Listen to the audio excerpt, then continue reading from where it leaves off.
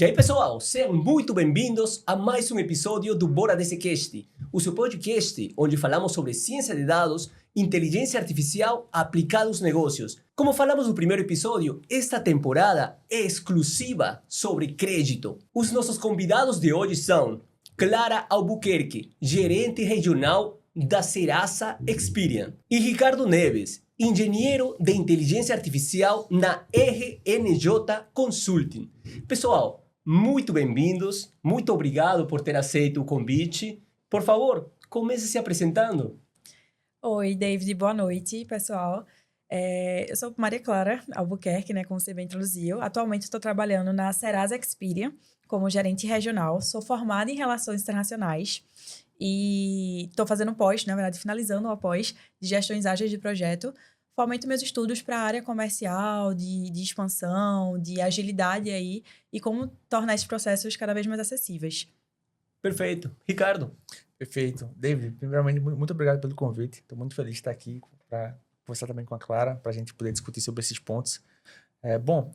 Eu trabalho com IA já tem aproximadamente uns 7 anos, então tenho trabalhado com ciência de dados ao longo desse tempo, tanto com projetos em empresas brasileiras, mas hoje estou atuando em projetos para empresas americanas. Também tenho doutorado pela Universidade de Pernambuco em engenharia da computação. E como tudo é isso, né? Assim, eu tenho sempre o foco em tentar entender como que eu vou utilizar a IA para resolver o problema do negócio dos clientes. E estou muito feliz de estar aqui nesse papo, na discussão de hoje. Imagine, muito obrigado. O episódio de hoje, o segundo episódio da terceira temporada do Bora DCcast é Crédito Inteligente e Inclusivo. Por que esse assunto? Porque crédito, veremos hoje, que é mais do que dinheiro emprestado. Se bem alocado e bem utilizado, o crédito pode se converter em uma ferramenta de transformação social. Veremos isso no percorrer desse episódio. E agora quero falar com Clara sobre um conceito que conhecemos, que é a invisibilidade no crédito, né? Queria saber quem são esses invisíveis ao crédito e por que é tão difícil incluir eles. Olha, quando a gente fala de pessoas aí invisíveis ao crédito, a gente está principalmente olhando para trabalhadores informais, autônomos, jovens que não tiveram conta bancária ou que não têm cartão de crédito, não teve acesso, né, até hoje. São pessoas que não possuem histórico de crédito, porque olhando para o crédito formal, né, o sistema financeiro formal que a gente tem, ele olha principalmente para o passado, ou seja, para o histórico daquela pessoa, para a renda formal, para o que ela gera ali, né, de dados, de insumos, e acaba, porventura, não enxergando essas pessoas em locais também que o banco não consegue chegar. Então, a gente tem ainda uma grande classe ou um grande nível de pessoas onde o banco não consegue acessar e onde essas pessoas não têm essa formalização. Então, acaba ficando invisíveis para o sistema que a gente tem, que ele é tão formalizado. E por isso tem essa dificuldade, dessa não gestão. E a gente acaba tendo que recorrer a dados alternativos, que vai flexibilizando cada vez mais. Sim, perfeito. Esse processo de bancarização, né? Isso. Que é muito importante as empresas privadas trabalhar nisso, mas também o governo, como a gente acabou de ver, colocando todo mundo a partir do Covid, da pandemia, né? Colocaram e trabalharam muito em bancarização, registraram CPFs e trouxeram esse pessoal para dentro do sistema financeiro, mas no final das contas, como você mesmo falou, o pessoal não tem um histórico. E Isso aí é um problema no modelo, né? Muito importante ver outras alternativas. E aí aparece os dados alternativos, né? Isso. Mas também com isso vem um risco, porque estamos falando de dinheiro, no fim das contas. E o dinheiro, para ser alocado, você assume um risco, né? As empresas assumem um risco. Mas os riscos que essas instituições vão assumir, como eles trabalhar esse risco no momento de dar crédito a pessoas que não têm um histórico? Isso é uma das até interessante, porque a gente olha para essas pessoas que não possuem esse histórico e acredita que, pelo fato de não existir históricos, elas não são boas pagadoras. Quando, na verdade, pode ser o inverso. Elas podem ser boas pagadoras, mas não tiveram oportunidade para demonstrar essa possibilidade.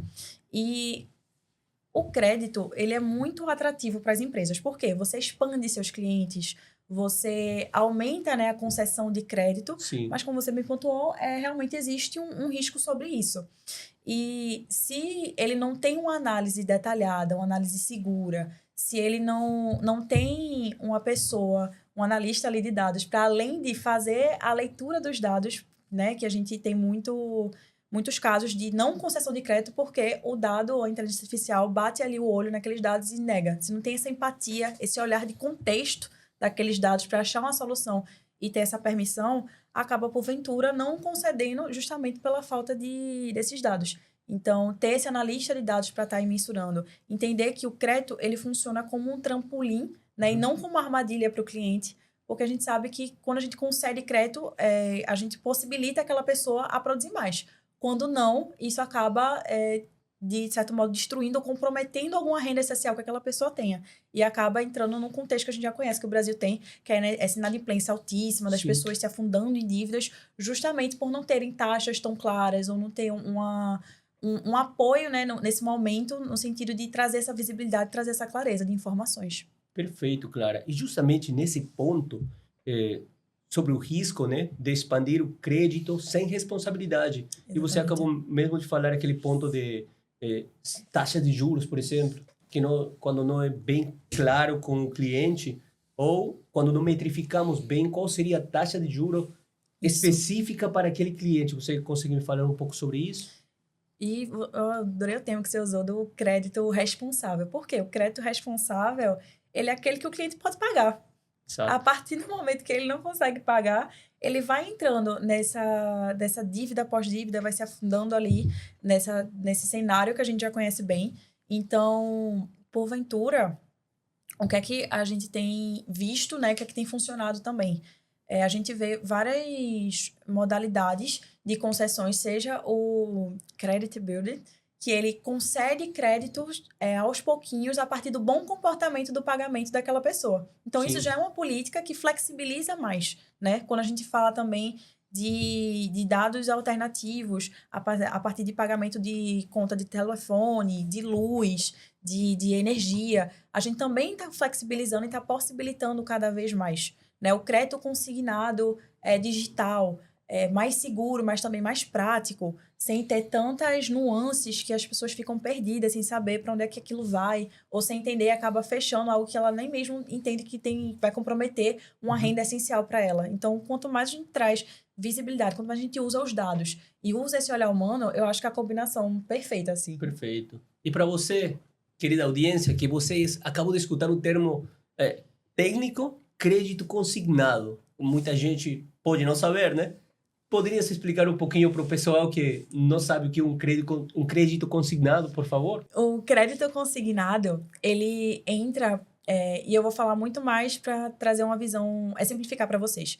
Sim. O que a gente tem muito hoje em dia é o crédito consignado com o trabalhador, Sim. né? Onde a empresa ela disponibiliza um crédito para o trabalhador ali, para ele consumir algum eletrodoméstico, comprar alguma coisa. Então, já tem incríveis collabs ali com a Magazine Luiza ou outras grandes empresas, né, que fornecem aí.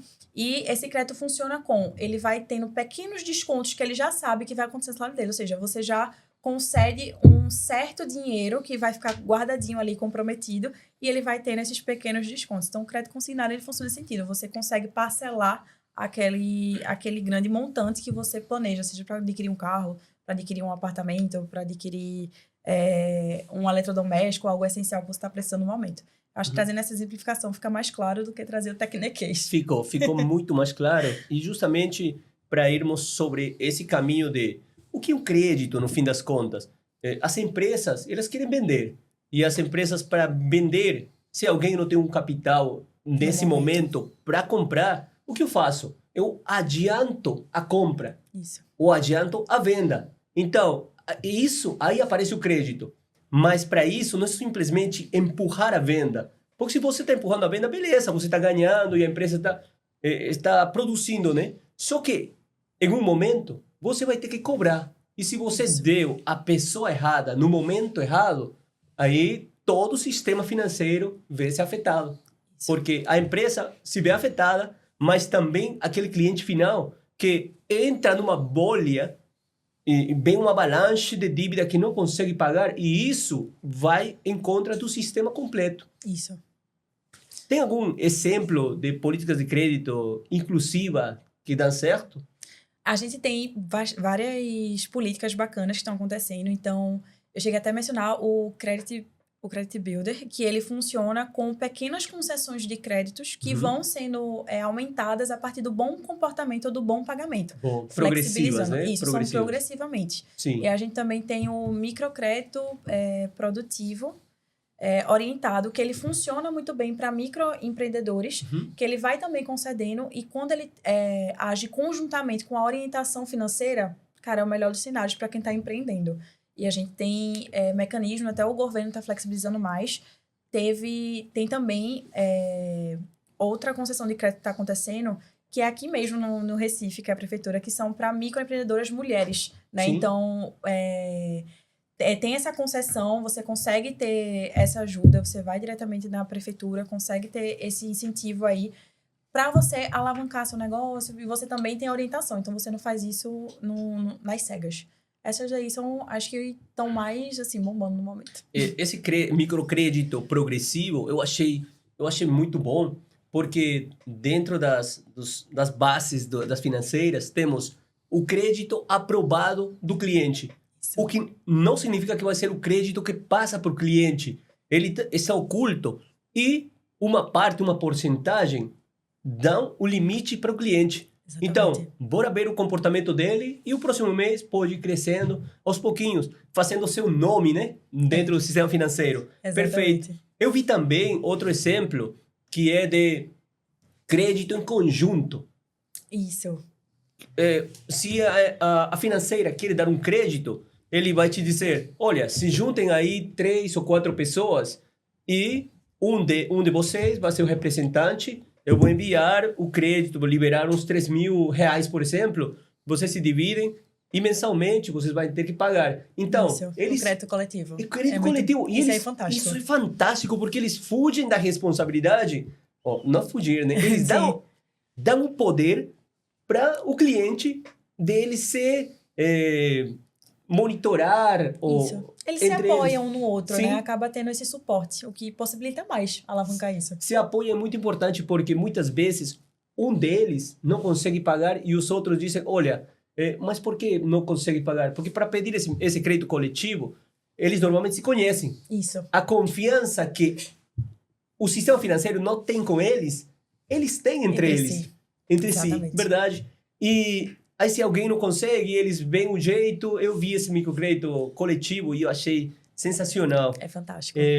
Mas você levantou um ponto de dados alternativos como uma saída para alavancar o crédito responsável. Então, eu queria passar a bola agora para o Ricardo para nos falar como esses dados alternativos ajudam aos clientes sem histórico. Perfeito. Bom, nós temos alguns desafios dos clientes sem histórico. Primeira coisa é entender qual é o perfil do cliente sem histórico. Eu penso em 2 perfis que para mim são muito claros. Para mim, é aquela pessoa que está começando a vida em termos de idade mesmo, lá, acabou de fazer seus 18 anos, os pais que sempre pagaram tudo a vida toda, então, consequentemente, essa pessoa não tem como ter histórico. Mas também as pessoas, né, que já trabalham, de repente, de forma autônoma, sempre recebendo aí via Pix, etc., também não tem relacionamento com instituições financeiras. Então, a gente tem que pensar em dados alternativos pensando nesses 2 perfis. Perfeito. Eu não enxergo uma forma assim, são variáveis diferentes para esses 2 perfis. Hoje em dia, nós temos ferramentas como Open Finance, por exemplo, Sim, que eu acho uma ferramenta muito legal. Assim que lançou, por ser cientista de dados, trabalhar com dados, eu confesso que eu fiquei um pouco com o pé atrás. Poxa, eu vou estar aqui compartilhando os meus dados. Só que hoje eu acho interessante, porque permite às instituições se conhecer um pouco mais do seu histórico de crédito e de comportamento financeiro com outras instituições, permitindo, né, esse acesso ao crédito. E aí, né, com ferramentas como essa, a gente pode pensar muito bem em utilizar esse histórico de pagamento, de relacionamento, por mais que informal que seja, dá para estimar, de certo modo, qual é o volume de dinheiro que passa pela mão dessa pessoa. de forma de renda. Sim. E aí, utilizando isso, eu consigo estimar mais ou menos quanto que essa pessoa teria condições de pagar com base nos meus clientes atuais. Então, imagine que eu já tenho uma base de clientes atuais de crédito que já funciona bem, entendeu? Olha, esse cara aqui não tem histórico, mas a gente entende que ele consegue pagar tanto com base nos clientes que a gente tem. Então, eu começaria... eu acho que uma ótima alternativa é pensando em entender como que eu faço aqui uma aproximação. Uma aproximação, né, algo semelhante, não igual, mas semelhante um pouco com cluster. Entendeu? Ó, quais são as características que são semelhantes, o que pensando na capacidade de pagamento. Sim. E aí, trazendo agora um pouco para o outro perfil, que também eu acho relevante nessa história, o cara, pô, acabou de fazer 18 anos. Tá começando a vida. Tá começando a vida. E aí, como que se vai dar crédito? Eu encontrei aqui algumas opções de dados não tanto convencionais, porque essa pessoa não tem Open Finance, por exemplo, Pix recebendo volume, etc. Em tese, não. O que vai ter, de repente, é a mesada do pai, que botar na... Enfim.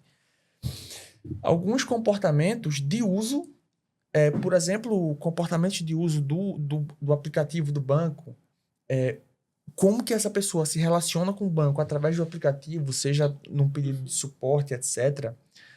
E isso você consegue utilizar esses dados para comparar com os usuários que também estão na base para ter uma ideia de como que essa pessoa iria se comportar, além de ter também dados de confiança. O que eu quero dizer com isso? É um e-mail válido, um telefone ativo, um comprovante de residência válido. E tal. Exatamente. Então, eu acho que são dois aspectos que demandam investigações diferentes para que a gente possa pensar numa proposta. E é isso, né? Acho que são os primeiros passos, né? Você mencionou esse ponto. Eu acredito que no ponto que você menciona sobre estou começando a minha vida, né, 18 anos, por exemplo, não tenho um histórico, mas aí eu também separo em duas variantes, em duas vertentes, que seria aquela pessoa que está fazendo 18 anos, só que ele está atrelado já a contas, por exemplo, do pai. Eu tenho uma filha conjunta. E eu já abri uma conta para ela, então ela, por mais que ela não tenha um histórico propriamente dito da pessoa individual, mas ele tem uma atrelação a mim. Então, nesse caso, não seria alguém invisível por mercado, por sistema financeiro. Mas falando dos invisíveis mesmo, acho que aí é muito mais difícil. Né? Os que estão isolados ou na periferia do sistema financeiro. Total. Vocês têm algum ponto sobre isso? Sobre isso, assim, acho que é claro que a resposta é muito, muito melhor, mas eu tenho um ponto interessante. Quando a gente fala de crédito para esse perfil de pessoa, eu acho que tem 2 pontos. Primeiro, a ideia de crédito é um cartão de crédito, que é o que todo mundo pensa. Sim. Mas quando a gente pensa bem no financiamento de um imóvel, é totalmente diferente. O valor que a gente oferece de crédito é totalmente diferente do financiamento de imóvel para um cartão de crédito. Então, é um desafio essa ideia. E aí, para esse perfil de pessoa que a gente tá discutindo, eu enxergo muito mais como um histórico que não tem jeito, ela vai precisar de tempo para construir esse histórico, começando por um cartão de crédito. Até porque uma estratégia é começar fornecendo um crédito baixo. Por exemplo, R$50 de cartão de crédito. Começa devagarzinho, a pessoa vai pagando e vai aumentando aos poucos, né? Então, são ideias interessantes. Que entra como aquela política alternativa, né? Que é o Crédito Builder, que ele faz exatamente isso. A gente sabe que tem um limite ali, mas ele começa bem baixinho para ver o comportamento daquela pessoa. Porque como ela não tem insumo, a gente tá meio que apostando ali nela, que ela vai garantir esse pagamento. Outra fonte também que tem abrangido cada vez mais é justamente a colaboração entre fintechs e cooperativas, que conseguem abraçar mais essas pessoas que o banco não consegue chegar lá, ou que tem essa dificuldade de visão de concessão de crédito, né? De comprar esse a prazo, de ter essa confiança, porque entra naquele viés. Ele pode até ser um bom pagador, mas a gente não sabe porque não existe dado sobre isso. E aí entra nesse viés. Perfeito. Falando sobre técnicas agora, que técnicas de modelagem e variáveis criativas aparecem no nosso cenário? Então, pensando por essa perspectiva, eu acho que a primeira ideia é fazer uma etapa muito clara de filtros de nível, né? Basicamente, entender os dados disponíveis. Vamos lá, não tenho dado, tá? Eu preciso partir de algum ponto. Então, é construir uma base de dados inicial, mesmo que essa base de dados inicial venha com base em um histórico para outros clientes já existentes. Enfim, o que eu posso fazer? E pensando em engenharia de características de fato, como que eu posso construir novas variáveis que vão me permitir fazer esse modelo preditivo? Um exemplo rápido aqui é, por exemplo, pessoas dessa localização, dessa idade, dessa região, por exemplo, quando a gente observa o histórico, por exemplo, 30% acabaram sendo mal pagador, por exemplo.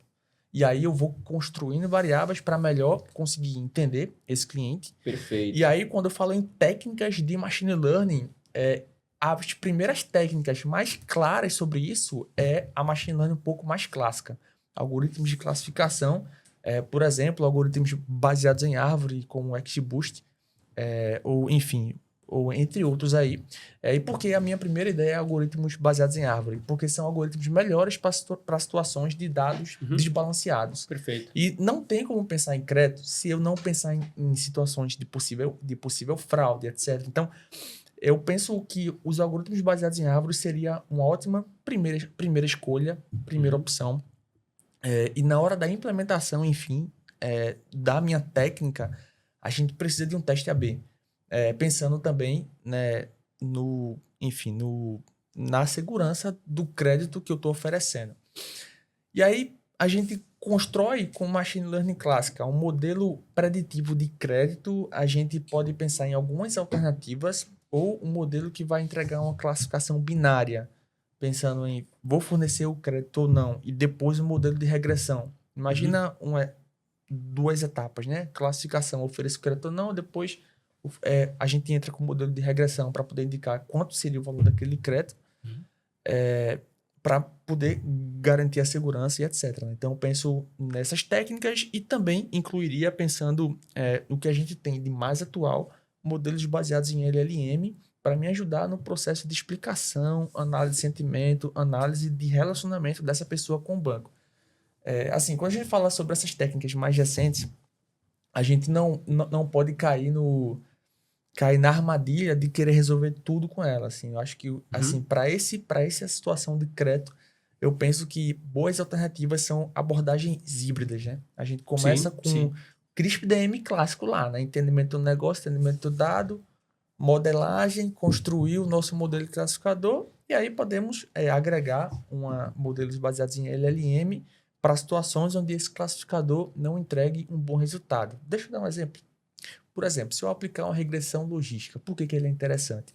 Porque ela vai me dizer mais ou menos um score do quanto que o modelo tem certeza daquele resultado. Então, imaginamos que a regressão logística me diz que o cara pode receber o crédito, mas com a confiança baixa, eu passo para um LLM, por exemplo, para fazer uma espécie de AI como juiz.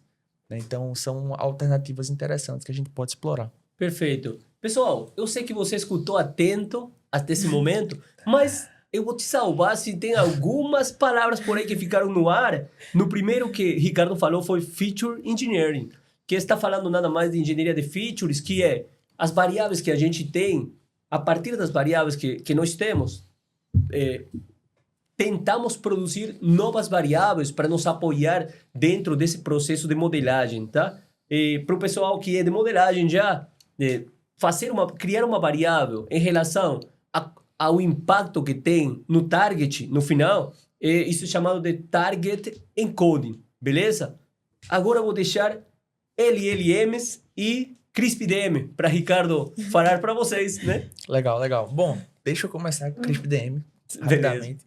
Porque, assim, o CRISP-DM quando a gente fala da ciência de dados clássica, o CRISP-DM é a principal ferramenta que a gente tem de resolução de problemas. Sim. Basicamente, o CRISP-DM tem algumas etapas. A primeira etapa, inclusive, é o que a gente aprende quando vai pagar lá a disciplina de ciência de dados na universidade. Normalmente, é uma das primeiras aulas. Primeira etapa, entendimento do negócio. É uma etapa importante. O cientista de dados precisa saber o negócio que ele vai atuar. Segunda etapa, entendimento dos dados. Normalmente, se faz uma análise exploratória desses dados. Posteriormente, preparação dos dados, preparação, pré-processamento dos dados, e aí é onde, na preparação, pode ter uma feature engineering, pode ter um balanceamento de dados, e a etapa seguinte é a etapa de modelagem, onde eu vou estar construindo um modelo preditivo. Na etapa de modelagem, eu posso voltar em algumas das etapas anteriores, seja para entender melhor o negócio, seja para entender melhor o dado, seja para fazer algum tipo de pré-processamento em diferentes dados. Uma vez que eu tenho o modelo pronto, é deployment. Basicamente, meu modelo vai executar no mundo real. Deployment é isso, tá? Já facilitando um pouco sobre, Perfeito. Então, sobre o que quer a dizer? palavrinha-chave. Eu tentando entender, tentando traduzir para o pessoal. Digamos que Davi foi contratado para fazer, ou no dentro do trabalho me chamaram, Davi, vai fazer um modelo de crédito. Então, eu já ouvi modelo de crédito, eu já sei as técnicas de modelagem, e eu vou sair já feito um robotinho, já querendo codar? Não pode. Não, né? A primeira fase que você falou... Essa é uma grande armadilha, cara. Grande total. armadilha. A primeira fase, entendimento do negócio. Perfeito. Senta com o time... Então, aproveitando um ponto sobre isso. Senta com o time de negócio e pergunta o seguinte. O que é sucesso para vocês nesse projeto? Porque, assim, é muito fácil a gente, como profissional tão técnico, querer construir o melhor modelo, a melhor abordagem. O modelo tá incrível, o resultado excelente. Inclusive com resultado confiável, legal, só que tá desconectado com o negócio. Sim. Tecnicamente falando, é impressionante o que tu fez. Mas o negócio não liga. Então, assim, tá. No primeiro dia, você sente o negócio, tá bom, como que eu vou ajudar vocês a ganhar mais dinheiro com isso aqui? Se você sabe o que é o sucesso do projeto, fica muito mais tranquilo o processo de desenvolvimento, né? Então, é a primeira etapa e, na minha opinião, a mais importante. Sim, perfeito. Muitas vezes a gente do lado técnico se deixa levar, né? E diz, vou utilizar essa técnica que é muito boa. Inclusive, trazemos técnicas da física para aplicar. E diz, não, isso vai ser espetacular. Vou apresentar. E quando você apresenta para o negócio diz, sim, e olha, quanto isso vai trazer de retorno para mim? E você não fez a tradução do modelo, dos resultados do modelo para o negócio. Então, essa é uma armadilha muito grande, sempre. Agora, LLMs. LLMs são basicamente os grandes modelos de linguagem, né? O significado da sigla como si, mas é o que você usa no chat GPT, Gemini, Cloud AI e outros modelos que existem aí na internet que são semelhantes. LLM por si só, basicamente o que ela faz é entrar texto e sair texto. Se eu só pego o modelo de LLM, o que ela faz é isso, tá? Entrada e saída de texto. No entanto, existem novas ferramentas importantes que nós podemos agregar LLMs para fazer coisas mais interessantes do que somente entrar texto e sair texto, né? Então, assim, vou focar para não sair do tema, mas dentro dessa ideia, nós podemos utilizar de análise de crédito uma abordagem utilizando LLM chamada RAG, que para facilitar o entendimento, essa abordagem vai consultar em um contexto de dados e vai trazer a resposta com base no contexto e você pode utilizar essa informação para entregar, por exemplo, os dados do usuário entra na LLM e ela vai ajudar a te responder, a entender se é seguro fornecer crédito para um cliente ou não. Então, pode ser utilizada como etapa do que a gente chama de IA como juiz, né? Você tem um modelo inicial para trazer um primeiro resultado e pode aplicar um baseado em LLM para atuar como juiz para refinar esse resultado. Perfeito. Muito obrigado pela explicação didática aqui. E, pessoal, acabamos de ver o lado de dados e o lado do negócio. Agora, bora tentar juntar isso e levar uma explicação em conjunto. Vamos ver onde se encontram, né? Que tão importante é o negócio para os dados e os dados para o negócio. Coisa que a gente já está tocando, inclusive, demos umas pinceladas nisso. Mas eu queria falar sobre responsabilidade. Já mencionamos responsabilidade do crédito. Mas na prática, o que significa na prática mesmo, Clara? A responsabilidade no crédito. Na prática, assim, trazendo para o exemplo, é o cliente ter chance de pagar o que ele está pegando ali de crédito. Perfeito. E ter essa possibilidade. Se eu concedo crédito ali exorbitante, além daquela renda do que aquela pessoa pode se comprometer a pagar, ela vai acabar comprometendo algo essencial ali e entrando num cenário catastrófico assim, da vida dela. Ela não vai ter possibilidade nenhuma de fornecer mais. Ao invés de ser um trampolim para ela crescer, ela vai acabar sendo uma armadilha para ela. Então, trazendo para o lado mais prático, é isso. O cliente a instituição, o negócio, fazer uma análise detalhada, justa, assertiva, fazer uma boa leitura desse insumo, entender o contexto, o histórico de pagamento daquela pessoa. Tá, mas e se for uma pessoa que é invisível à instituição financeira, como é que eu vou ter essa responsabilidade de crédito com ela? você vai fazer uma análise, que aí entra um pouco no que o Ricardo falou, de entender o contexto daquela região, daquele cenário. Perfeito. É uma visão mais ampla, mas aí você vai utilizando filtros para ir cada vez mais afunilando essa visão, para ter um viés melhor e não ficar, acabar, entre aspas, né, ficando enviesado numa situação e comprometendo ao estudo como um todo. Sim. Então, na prática, o crédito responsável ele vai entrar como uma porta importante na vida daquela pessoa, no sentido de possibilitar ela construir mais, a fazer mais, a ter mais, mas com a responsabilidade de que aquilo não vai ser uma armadilha para ela, e sim que vai ser algo para ela alavancar na vida dela. Perfeito. E esse olhar humano e o olhar analítico É fundamental. Para mim, eles andam lado a lado. O Ricardo falou aqui, explicou majestosamente bem o conceito técnico, e pensando na modelagem, até a equipe de modelagem tem que, se for diversificada, é muito melhor, porque evita qualquer tipo de viés. Então, se eu tenho várias pessoas trabalhando naquela modelagem, eu vou ter várias perspectivas e eu vou conseguir ser mais abrangente nessa modelagem. Então, eu penso que o dado analítico, ele vai observar padrões, ele vai trazer uma agilidade, uma eficiência, ele vai identificar padrões que, se eu fosse um analista, eu não ia ter de bate-pronto ali, ia precisar de algum insumo mais lapidado. E o olhar humano, ele entra para trazer esse contexto, ele entra para achar uma solução, Perfeito. ele entra para ter essa visão mais justa e possibilitar o crédito. Perfeito. Para trazer essa empatia que muitas vezes o modelo não fundamental. tem, né? Ricardo. Perfeito. Inclusive, sobre esse ponto, por isso que é tão importante que os times trabalhem de forma multidisciplinar.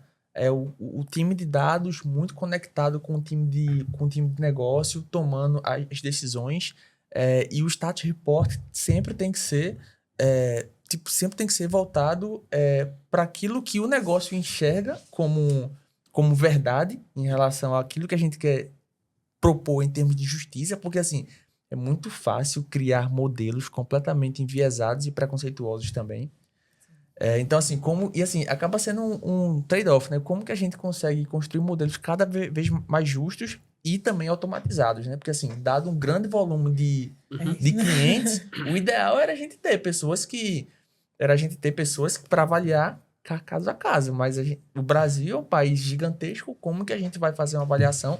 Por isso que acaba tendo sistemas automatizados, né? E na criação desses sistemas é muito importante uma equipe multidisciplinar. Por isso que eu bato muito nessa tecla. Assim, não adianta se você é um cientista de dados extremamente competente tecnicamente se você está desconectado com o negócio, né? Então, essa conexão é muito relevante. Perfeito. Essa justiça que devem ter os modelos passa por como evitar os vieses e discriminação nos modelos de concessão.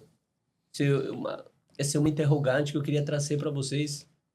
Eu fiquei pensando muito. Então, eu penso que, de fato, primeiramente, por que existe os vieses, né? Existe porque, quando eu olho lá, estatisticamente falando, 90% de um grupo de clientes, todo mundo é mal pagador, por exemplo. Se eu vou avaliar certas características. Então, consequentemente, a gente vai... Existe o viés. Mas como que eu vou fazer isso? Esse é um baita desafio. E do meu ponto de vista, não dá para resolver isso sem um teste AB. Não dá para fazer isso de forma segura, sem um teste AB sério, com uma métrica clara de avaliação final do teste AB. Se eu quero reduzir o viés, beleza. Primeiro eu preciso ver onde é que está o meu viés. Preciso dar chance para essa galera, dando crédito para essa galera. Mas também não posso dar para todo mundo. Eu preciso avaliar.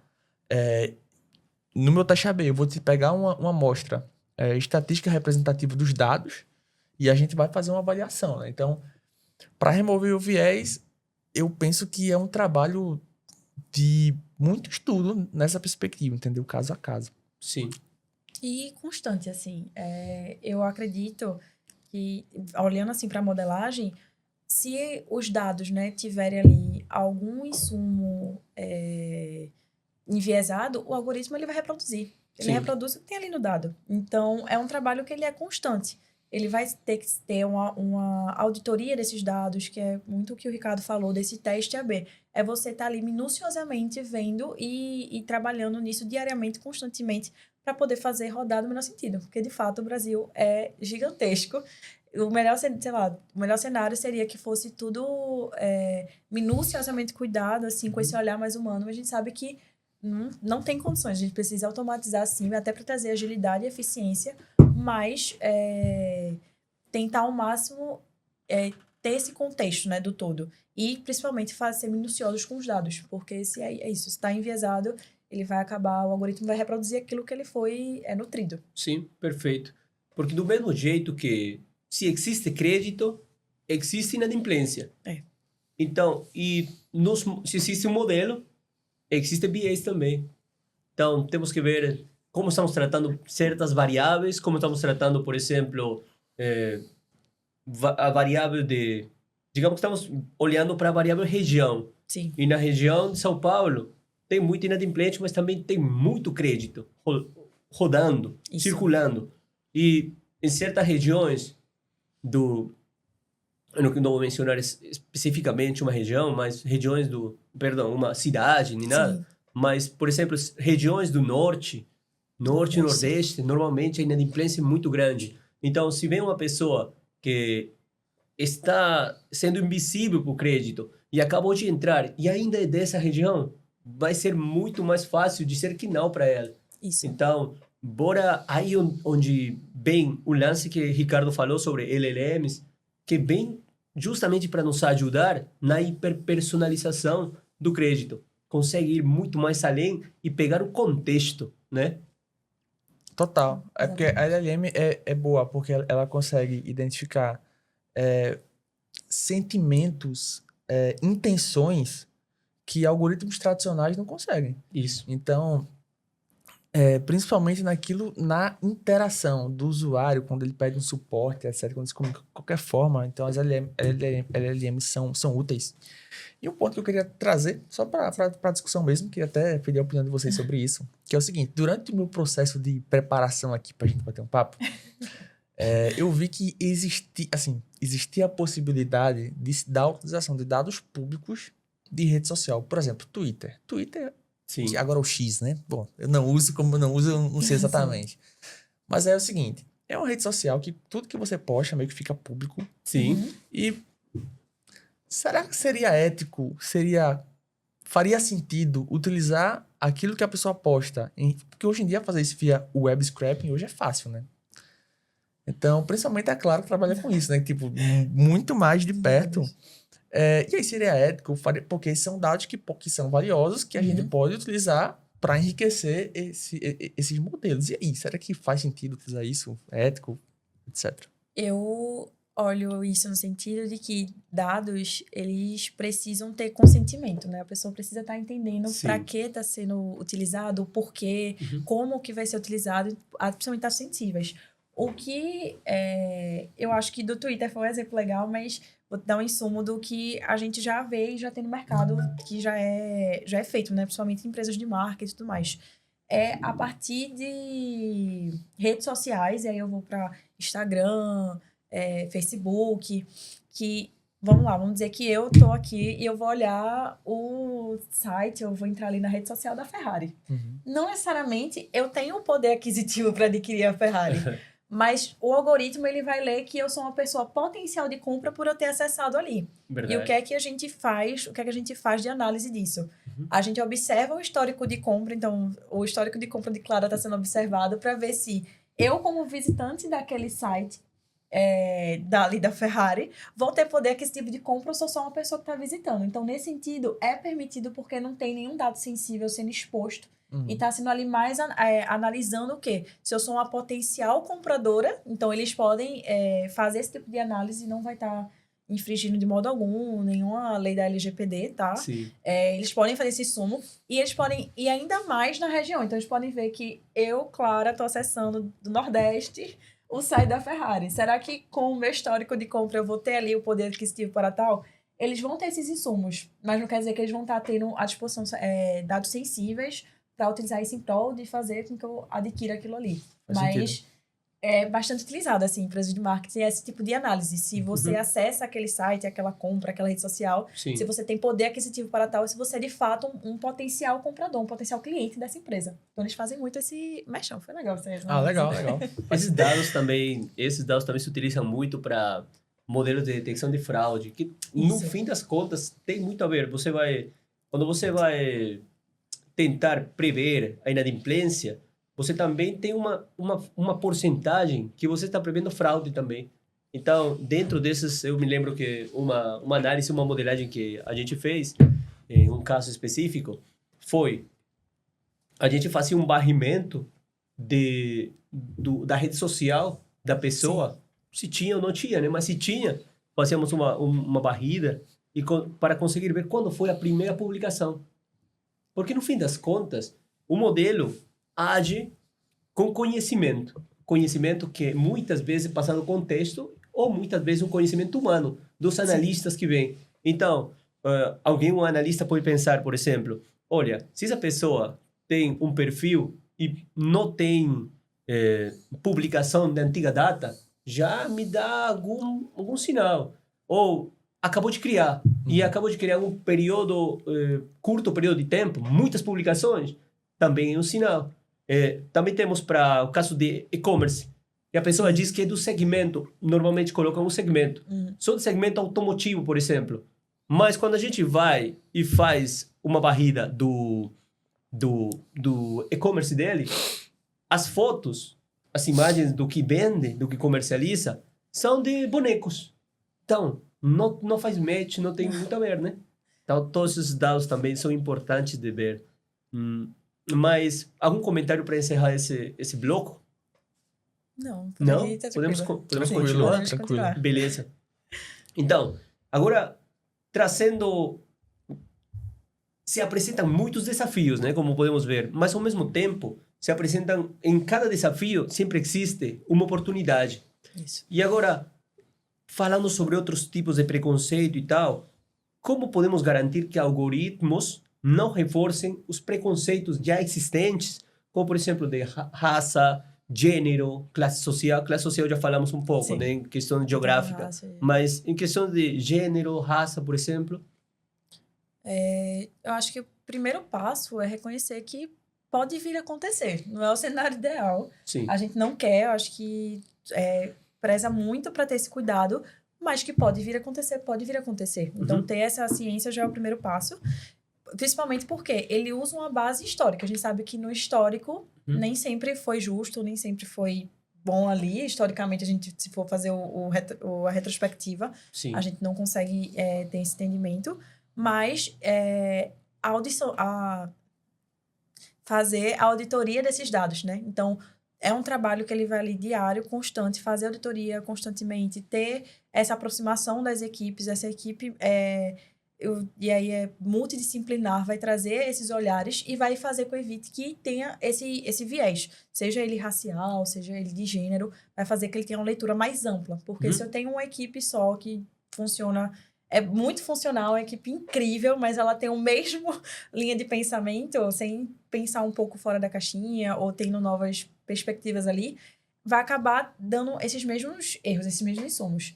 Né, que vai pegar ali um pouco do que aconteceu no passado e vai reproduzir isso porque o algoritmo foi feito aquela leitura. Então, com essa auditoria desses dados, com esses insumos, fazendo essa pesquisa constante, essa atualização é que vai diminuindo, né, e deixando cada vez menos ocorrência nesse sentido. De fato, assim, do ponto de vista dos dados, eu enxergo isso como um grande desafio. Porque os vieses só existem porque os dados representam esses vieses. Então, como ser justo com as minhas análises, sendo que os dados não representam um mundo justo? E a nossa missão é construir modelos que sejam adequados de acordo com a variedade, de acordo com os dados do mundo real. Isso é o que a gente mais fala. A gente está aqui para resolver problemas do mundo real. E os dados do mundo real são dados que demonstram algum tipo de injustiça. Então, eu penso que eu enxergo isso como um desafio. E para tentar reduzir essas diferenças sociais, você falou várias assim, não só social, mas de raça, de gênero, enfim, eu voltaria para a ideia do teste AB. Via teste AB, eu iria, de certo modo, contra o que os dados me mandam fazer, e os dados me mandam ser... Direcionam, né? Me mandam ter um certo viés. Via teste AB, eu faria algo diferente nessa perspectiva e avaliando a longo prazo se isso muda. Como que eu posso atualizar a minha base de conhecimento sobre o problema de acordo com essa ideia? E aí, né, claro, precisaria de segurança, né? E para mim o teste AB é a melhor ferramenta de segurança nessa perspectiva. Perfeito. Sobre esse ponto, eu vejo que na recoleção dos dados, o desenhar de melhor maneira essa recoleção dos dados, essa alimentação, porque os modelos nada mais é o resultado do que entra. Tem um modelo aqui, entrada, saída, se entra lixo, sai lixo.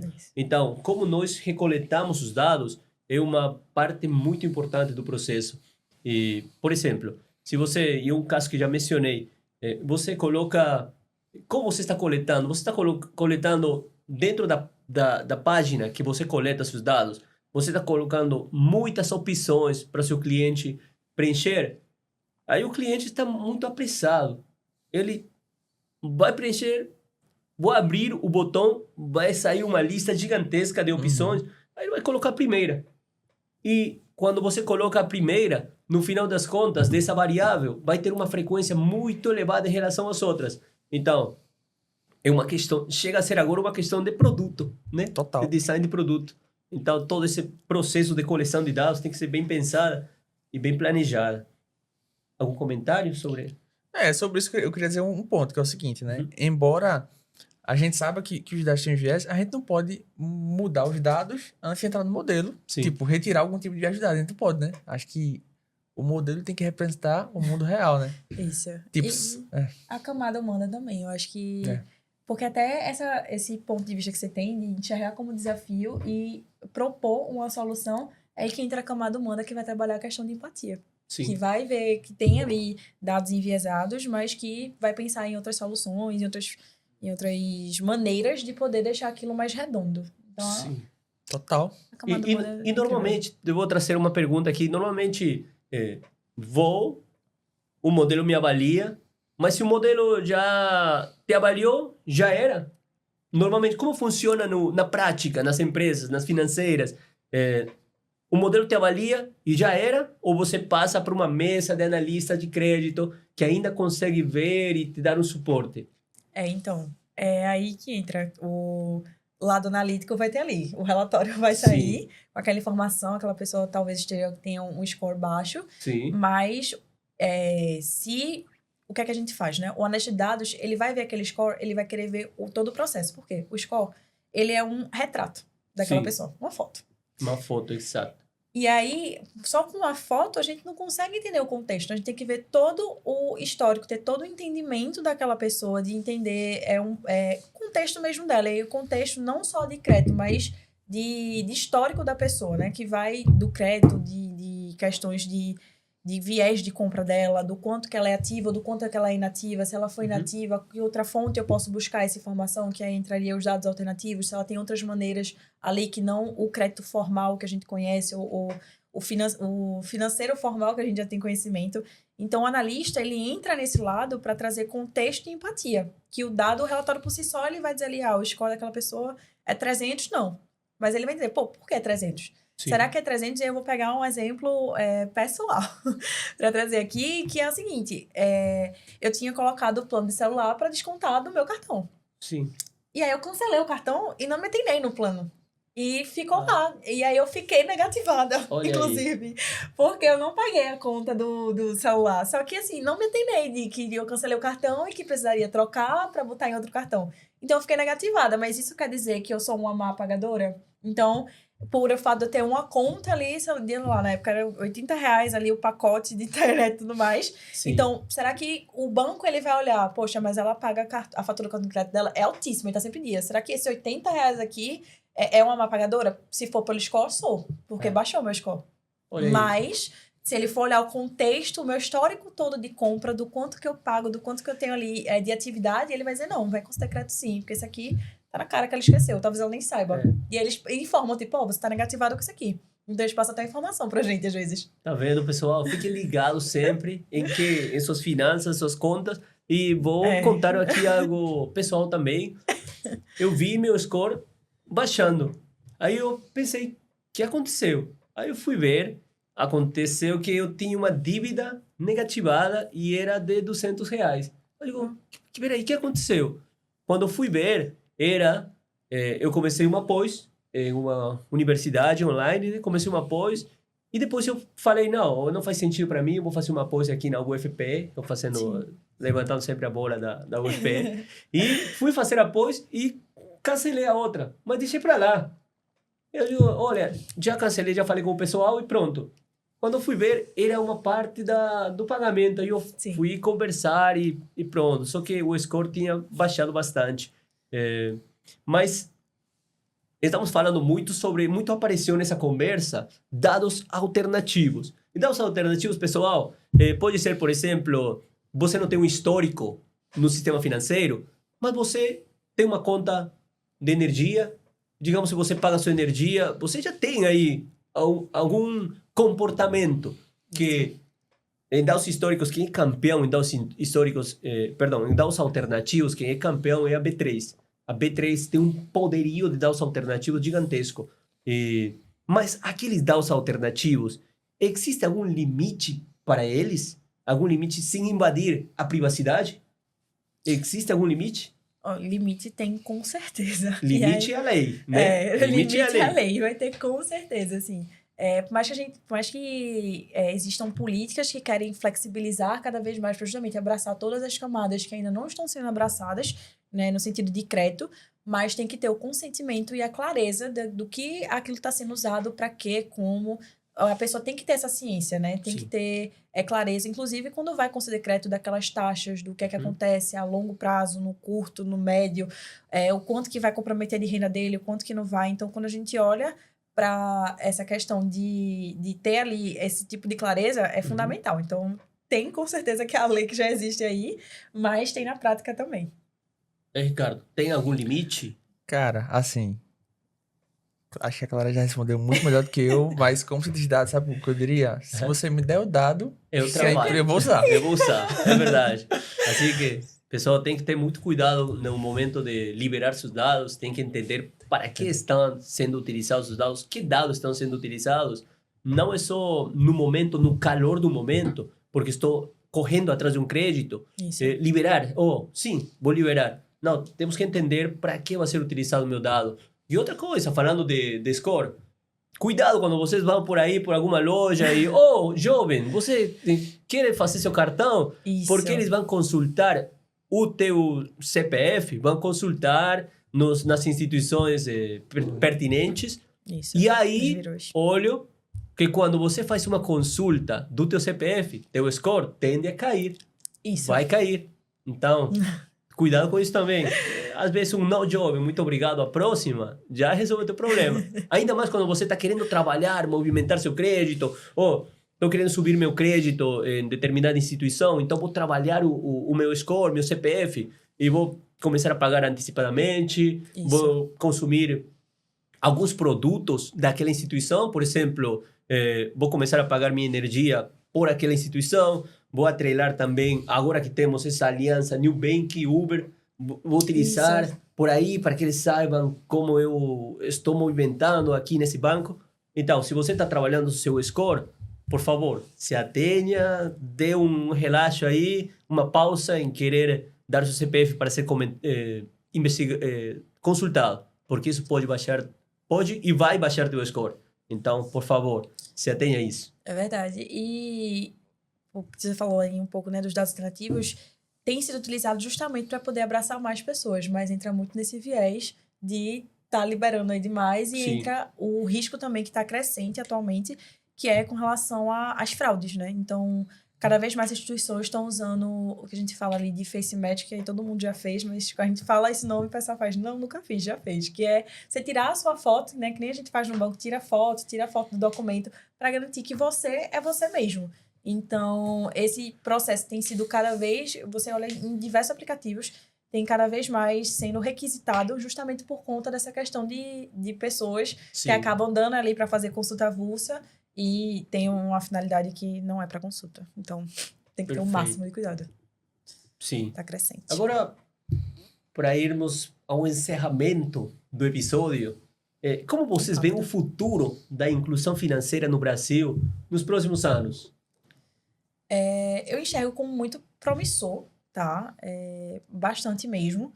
Se a gente parar para pensar, principalmente nas colaborações que estão tendo com fintechs, cooperativas que estão conseguindo chegar onde os bancos não chegam tradicionais, né? Porque está chegando nessas populações.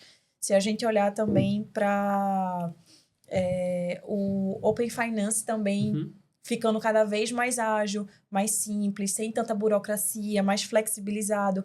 Os próprios, que a gente falou aqui bastante das alternativas, também está trazendo essas pessoas à tona. Então, estão se tornando cada vez mais fácil o sistema tradicional financeiro passar a enxergar todas as camadas e não só as pessoas que são ativas no crédito. Porque quando a gente olha para a análise de crédito não são só números, são pessoas. Então, a gente precisa olhar para todas elas. Perfeito. Assim, do meu ponto de vista, sim, do ponto de vista de dados e aí, etc., eu enxergo como um processo cada vez mais automatizado, só que uma automatização inteligente, com o advento das LLMs, modelos baseados em transformers. Então, assim, hoje a gente meio que vê uma certa, até em tarefas não só de texto, mas tarefas também de visão computacional, modelos baseados em transformers, trazendo resultados excelentes. Então, eu penso que esses modelos tendem a ficar cada vez mais baratos e cada vez mais fáceis de se utilizar e, consequentemente, cada vez mais presentes na nossa vida, né? Então, eu penso que deve ser processos mais inteligentes, mais automatizados e mais capazes de avaliar o contexto, né? E aí Perfeito. fazer aquele papel que o humano faria. Perfeito. Para mim também a tecnologia vai cumprir já vem cumprindo, né? E vai fazer o papel muito mais importante ainda para essa inclusão do pessoal que está na periferia do sistema financeiro. E trazendo hiperpersonalização, que é o que mais se fala, porque no fim das contas, se alguém, por exemplo, não foi aprovado num crédito, esse alguém passa por uma mesa de crédito e esse pessoal, como bem vocês falaram aqui, vai ser analisado por um analista de mesa e ele vai dizer, não, olha, eu não consigo dar esse crédito para essa pessoa, mas eu vou reduzir um pouquinho aqui, porque eu acho que ele tem uma gordurinha aqui para poder pagar e tal. Essa hiperpersonalização vem muito forte com a tecnologia, a LLM está vindo com força para atuar nisso, para atuar também na parte tanto de concessão quanto na parte de cobrança, né? Então, eu acho que esse papel é fundamental nos próximos anos. E agora eu vou fazer uma sugestão de livro que sempre temos aqui. Vou fazer a sugestão de Análise de Crédito e Cobrança, de Renivaldo Seben. Olha aqui. Análise de crédito e cobrança. Pessoal de modelagem, pessoal de negócio também, pessoal de dados. Não é só estudar a técnica, viu? É também estudar o negócio. Entender o negócio, entender as variáveis, entender o contexto. Então, essa sugestão eu queria deixar. Vocês têm alguma sugestão para comentar? E eu tenho uma.